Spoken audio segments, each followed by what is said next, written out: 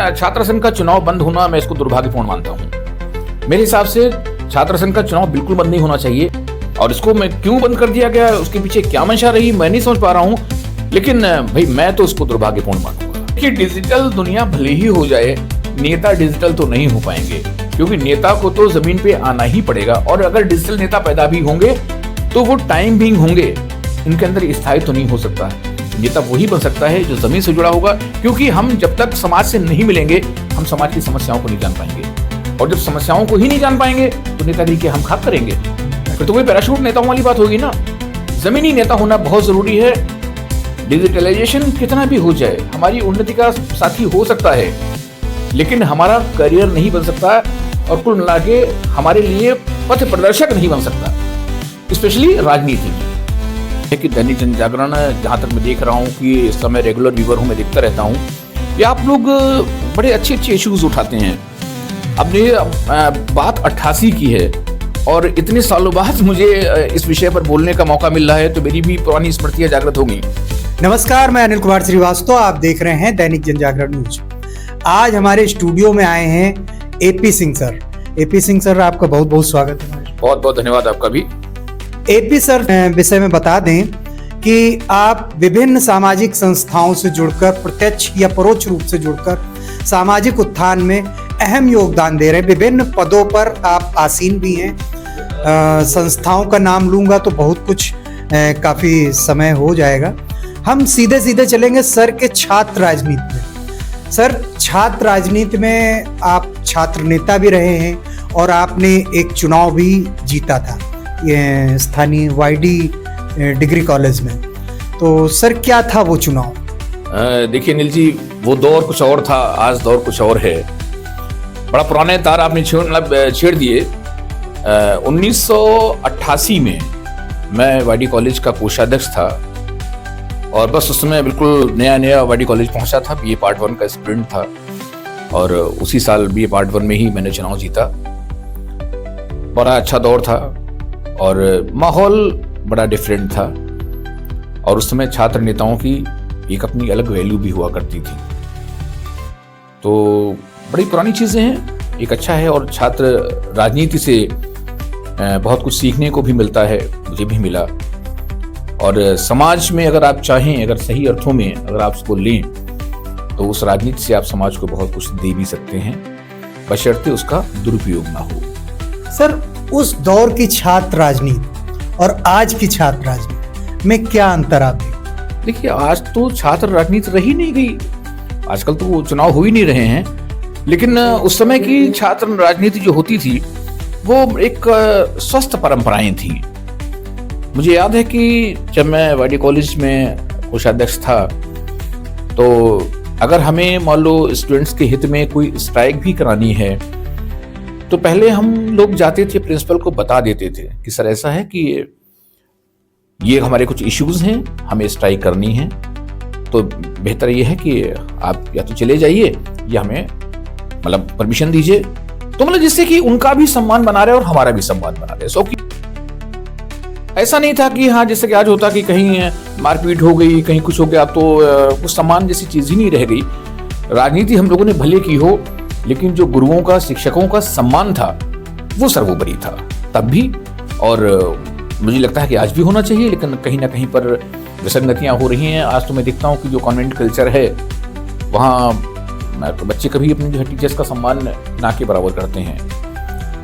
मतलब एक कहना चाहिए, अब तो वो अपने टीचर को टीचर समझते ही नहीं है, वो तो समझते हैं कि हमारे फ्रेंड हैं। लेकिन उस समय टीचर्स का बड़ा सम्मान था। और राजनीति भले ही हम लोग करें, लेकिन कभी गुरुओं का या मतलब अपने साथियों का कभी असम्मान हम लोगों ने नहीं किया। सर, किस सन में कौन सा चुनाव आप जीते? मैंने कहा ना कि मैं 1988 में बीए पार्ट 1 का मैं स्टूडेंट था, और वाईडी कॉलेज में उन दोनों बड़ा जोर शोर से चुनाव हुआ करते थे। तो मैं उस समय पहली बार में ही मैं कोषाध्यक्ष वहाँ चुना गया था, वो चुनाव मैंने विजित किया था। तो सर, वो जो चुनाव आप जीते थे, जाहिर सी बात है काफ़ी चुनौतीपूर्ण, हमने सुना है काफ़ी चुनौतीपूर्ण चुनाव रहा वो आपका। थोड़ा उसकी स्मृतियाँ सर। देखिए, चुनाव तो सभी चुनौतीपूर्ण होते हैं, लेकिन हाँ, उन दोनों के चुनाव में बड़ा भागदौड़ करना पड़ती थी और एक दूसरे से मिलना होता था, एक गेट टुगेदर होता था। हम लोग एक एक अपने साथी के कोशिश करते थे कि उसके घर जाएं, उसके घर पे संपर्क करें, और हम लोग संपर्क करते भी थे।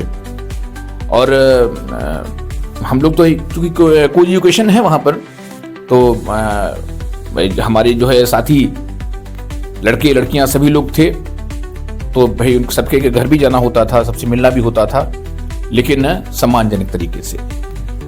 आज का दौर सर सोशल मीडिया का दौर है, जैसा कि आप बोल रहे हैं घर घर संपर्क इस तरीके का, तो इनमें क्या डिफरेंट देखते हैं? देखिए, अब तो ये होता है ना कि एक मैसेज टाइप किया और फ्लोट कर दिया, और सबसे उम्मीद हमने कर ली कि हाँ भाई हम आपसे मिल लिए। अब तो देखिए ना, इनविटेशन कार्ड भी आदमी देता है ना, तो वो भी सोशल मीडिया के थ्रू दे देता है।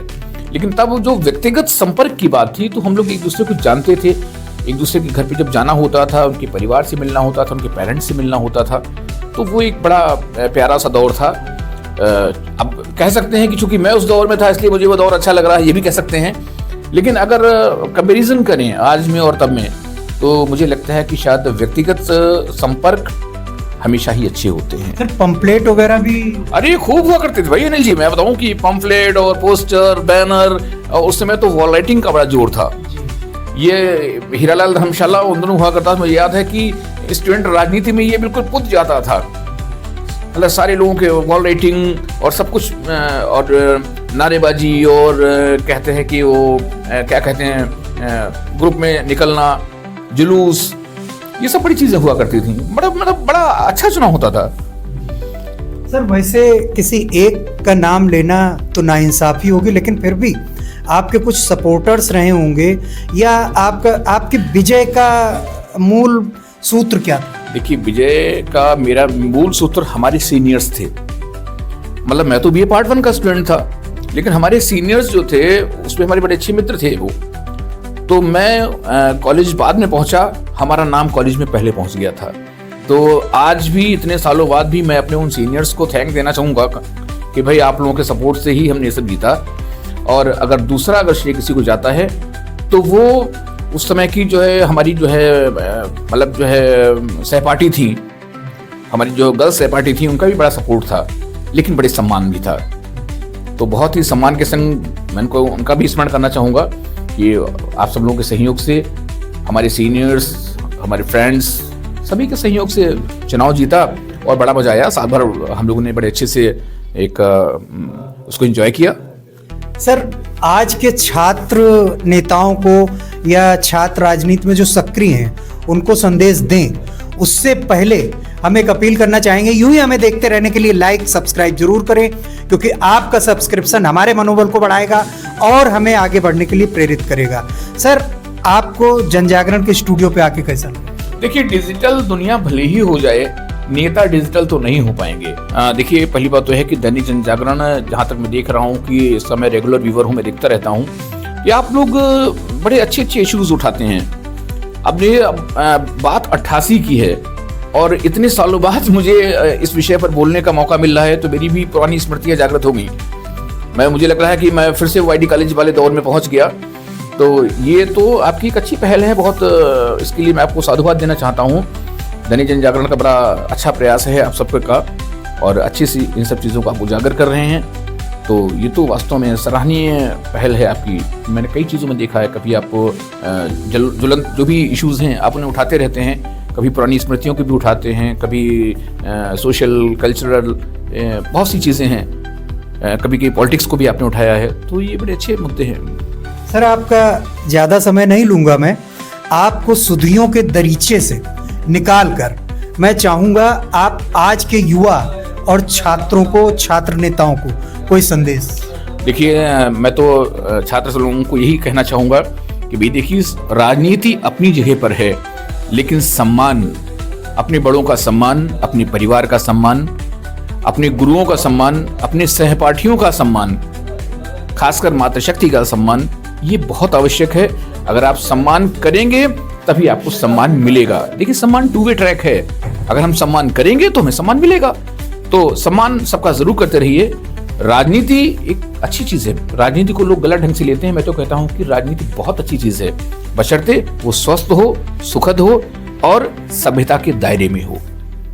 लूट खसूट नहीं हूँ, सबसे बड़ी बात। एक क्वेश्चन रह गया हमारे ऑडियंस का, उस समय छात्र राजनीति में सबसे बड़ी समस्या क्या है? देखिए, सबसे बड़ी समस्या तो ये थी कि फंड्स की बड़ी प्रॉब्लम हुआ करती थी। भाई, हम लोगों को उस दौर में घर से बहुत लिमिटेड पैसे मिलते थे और उसमें चुनाव भी बड़े खर्चीले हो जाते थे, बैनर, पोस्टर, ये वो सब कुछ चीजें बहुत खर्चीले हो जाते थे। तो हम लोगों को जो मेन फोकस करना पड़ता था कि वो हम अपने व्यक्तिगत प्रयास करें, मैन टू मैन प्रयास करें। हम उनके संपर्क जो है, संपर्क सोशल मीडिया वाला नहीं था कि हमने एक प्रचार लगा दिया, होल्डिंग लगा दिए, बड़े बड़े पैसा खर्च कर दिया और हो गया। उस समय व्यक्तिगत संपर्क बहुत मायने रखता था। ये सबसे बड़ी समस्या भी थी। तो उसमें निकल के जो अच्छा कर सकता था आगे बढ़ जाता था, साथियों का साथ मिलता था, बस। अगला क्वेश्चन हमारे ऑडियंस का, छात्र संघ का भवन भी उसी समय बनना शुरू हुआ था और जहां इस समय आजकल ओवरब्रिज है, वहां पर एक गेट बना हुआ था। ओवरब्रिज की वजह से बाद में वो गेट गिर गया। वो गेट जो है वो हम लोग के कार्यकाल का ही था। ये मुझे बहुत अच्छा लगता है कहने में। और वाईडी कॉलेज तो हमेशा ही एक प्रेरणा का स्रोत रहा है। बहुत अच्छा विद्यालय है, महान विद्यालय है और बड़ी स्मृतियां उससे जुड़ी हुई हैं। मैं उसके उज्जवल भविष्य की हमेशा ही कामना करूंगा क्योंकि मैं वहाँ का स्टूडेंट। सर, तब के युवराज दत्त महाविद्यालय और अब के क्या चेंज देखते हैं? तब जो है विद्यालय था, अब हाईटेक हो गया है। बहुत सी चीजें बदल गई हैं क्योंकि दौर बदल गया है। वो दौर और था, ये दौर और है। तो आप सुन रहे थे एपी सिंह को, जो कि पूर्व छात्र नेता भी रहे हैं और वर्तमान में समाज सेवी भी हैं। आपके समय में बराबर छात्र संघ के चुनाव होते रहते थे, विश्वविद्यालय, महाविद्यालय, सब में। आज के दौर में ये बंद कर दिए गए हैं चुनाव, तो इसको आप किस नजरिए से देखते? देखिए, छात्र संघ का चुनाव बंद होना मैं इसको दुर्भाग्यपूर्ण मानता हूँ। मेरे हिसाब से छात्र संघ का चुनाव बिल्कुल बंद नहीं होना चाहिए, क्योंकि अगर आप देखें, लखीमपुर से हमारे भले नेता कम निकले हों, अगर आप लखनऊ यूनिवर्सिटी वगैरह में पहुंच जाइए, कानपुर वगैरह पहुंच जाइए, डीयू मतलब दिल्ली यूनिवर्सिटी पहुंच जाइए, मोर देन 60 या 65 मैं कह सकता हूं कि जो लीडर्स हुए हैं वो छात्र संघ राजनीति से ही आगे आए हैं और बहुत अच्छे नेता हुए हैं। तो मुझे नहीं लगता है कि छात्र राजनीति कोई गलत चीज है और इसको मैं क्यों बंद कर दिया गया, उसके पीछे क्या मंशा रही, मैं नहीं समझ पा रहा हूं। लेकिन भाई, मैं तो उसको दुर्भाग्यपूर्ण मानूंगा ये राजनीति, क्योंकि आदमी राजनीति सीखेगा कहां से? जब हम अपने स्टूडेंट लाइफ से इन सब चीजों को नहीं देखेंगे तो लीडर्स हमारे आएंगे कहां से, लीडर डेवलप कहां से होंगे? तो बहुत जरूरी है। तो इस तो होना चाहिए, लेकिन हाँ, परंपराएं स्वस्थ होनी चाहिए और डिसिप्लिन होना, मैनर्ड वे में होना चाहिए, सारी चीजें है। तो सर, छात्र राजनीति बंद होने के बाद जो पैराशूट नेता आ रहे हैं, तो वो किस प्रकार के? भाई, कुछ तो खानदानी नेता हैं कि अगर मेरे फादर नेता हैं तो मैं नेता हूं, मेरी आगे जनरेशन भी नेता होगी, जिससे नेताओं की पौध पैदा हो रही हो।